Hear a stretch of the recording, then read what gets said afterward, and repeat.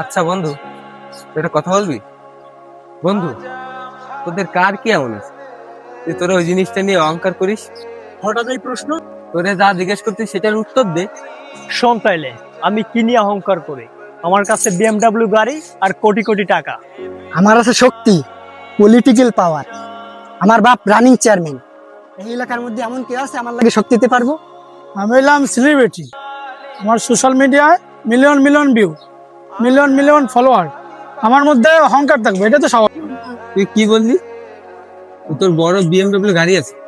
আরে তুই যখন মারা যাবি তখন তোকে বিএমডব্লিউ কারে করে কবরস্থানে নিয়ে যাবে না, নিয়ে যাবে ওই মসজিদের খাট। আর টাকা, টাকা তো মানুষ চাইলে ইনকাম করতে পারে। তোরে যখন 3 হাত কবরের ভিতরে রাইখে আসবে তখন তোর শক্তি, তোর পলিটিক্যাল পাওয়ার, তুই কি পারবি তুই কবর থেকে উঠে আসতে? আর কি বললি যে টাকা?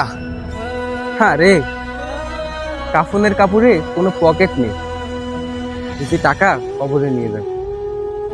আর তুই কি বললি তোর অনেক শক্তি, পলিটিক্যাল পাওয়ার। আল্লাহ পাক কি বলছে? কুল্লু নাফসির যায়কাতুল মাউত, প্রত্যেকটা মাখলুকাতেরই মৃত্যুর স্বাদ ভোগ করতে হবে। আর অহংকার না দেখায় মৃত্যুর কথা চিন্তা কর।